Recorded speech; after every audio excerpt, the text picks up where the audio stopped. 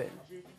Johnny Johnny, en rouge et noir. Toute première fois, je suis sûr que vous avez déjà les airs et les titres dans la tête. Il faut peu de choses pour que ça revienne. Ils ont été interprétés par Jeanne Masse, qui est notre invitée ce soir. Avant de la retrouver, voici quelques extraits pour se mettre dans l'ambiance. En rouge et noir, j'excilerai ma peur. J'irai plus haut que ces montagnes de douleur.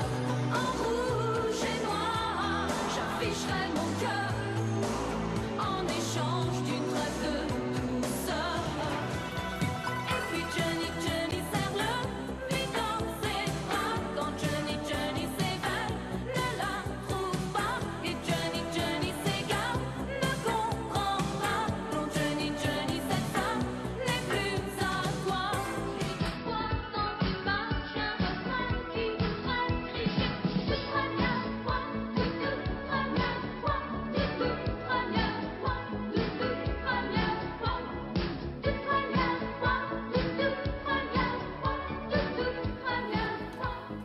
Bonsoir Jeanne Masse. Bonsoir. Ça vous rappelle plein de souvenirs à Bah nous oui, aussi, très si vous beau, saviez le tout ce que dernier. ça nous C'était rappelle. mon premier Drucker, là, j'ai reconnu Ah oui la veste. Oui, oui. Ça rappelle plein de souvenirs à plein de gens. Et d'ailleurs, votre livre s'appelle Réminiscence. Votre CD aussi, où c'est un best-of Oui. de vos titres. Réminiscence, le synonyme de réminiscence, c'est arrière-goût, résurgence. Quelle résurgence ça signifie pour vous, tout ce parcours que vous avez fait, que vous avez... En fait, c'est difficile. Je crois que je raconte vraiment tout dans le livre et ce que j'en tire à la fin, c'est tout simplement un soulagement, peut-être. Mais tout ce que ça a ressurgé, j'aime pas ce mot parce qu'en fait, il fait penser à un ressurgir.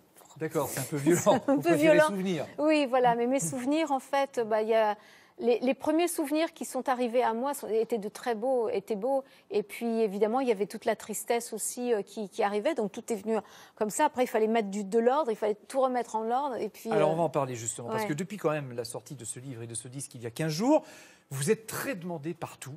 Est-ce que vous vous attendiez à être aussi attendu que ça? Et comment l'expliquez-vous?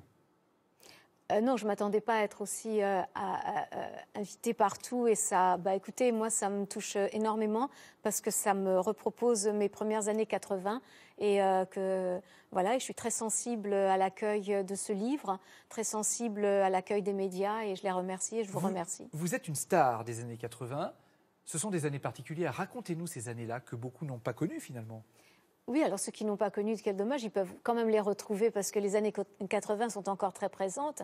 Mais c'était des années où en fait les artistes étaient chouchoutés par les maisons de disques, par les médias. Il y avait une vraie créativité constante durant ces années. On a vu des groupes comme Tok Tok naître, des artistes comme moi, Axel Bauer, Mylène Farmer. Donc il y avait tous Madonna, bien sûr. On vous appelait la Madonna française, d'ailleurs. Oui, c'est comme ça qu'on vous présentait, que les Américains vous présentaient. Ce que vous oui, dites dans tout le à livre. fait. Donc, Qu'est-ce que vous avez comme point commun avec Madonna? La détermination et l'ambition. Mais je suis moins calculatrice qu'elle, du coup, je gagne moins d'argent. Et puis elle continue, vous avez pris un peu de recul. Oui, moi j'ai pris du recul. Parce que maintenant vous vivez aux États-Unis, en Arizona. Oui, Ce que vous racontez aussi dans ce livre. Tout d'un coup, vous avez décidé, allez hop, je pars aux États-Unis. Ouais. Pourquoi d'abord les États-Unis? C'était vraiment mûri et à la fin, c'était une décision que j'avais la sensation que j'avais pas le choix, qu'il fallait que je parte. Et du coup, je raconte pourquoi également dans le livre. Mais pourquoi vous partez aux États-Unis? Pourquoi les États-Unis? Parce que je pense que c'était le pays qui offrait aussi un monde totalement différent, un monde où rien n'est facile, mais tout est possible. Hein, et où il y a cette liberté artistique totale, quoi. Donc voilà, c'était surtout ça. Alors c'est pour ça que vous êtes revenu en France donc pour Réminiscence. Vous reviendrez sur scène en France à l'Olympia en avril 2020. Oui.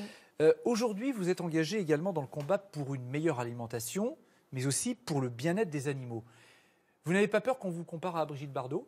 Non, c'est un modèle, Brigitte Bardot. Elle a investi toute sa vie pour le bien-être des animaux. C'est notre maître à tous. Et c'est vrai que voilà, on est là pour continuer son action et pour soutenir tout ce qu'elle a fait, parce qu'il y a tellement encore à faire. Hein. Et d'ailleurs, il y aura bientôt une manifestation un peu pour que les abattoirs arrêtent voilà, cette tuerie comme ça, sans respect. Il faut vraiment se battre. Ça, c'est votre combat aujourd'hui. Pour terminer, on revient à la scène et à la chanson. Qu'est-ce que vous préférez dans la vie d'artiste? Le rêve. On apporte du rêve. On apporte du rêve et on en vit. Donc c'est ça, et on est tout le temps bien. Je ne vais Ouais. pas vous chanter toute première fois, je ne Oh sais mais pas si, chanter. allez, Mais en tout cas, je allez. peux vous assurer que dans la rédaction, quand on a réécouté cet après-midi, ça a donné une ambiance extraordinaire. Ah, c'est Voilà, je voulais vous génial, le dire. Merci Jeanne Masse d'être Merci venue à sur notre vous. plateau Merci. ce soir. Romain Gary et Émile Ajar.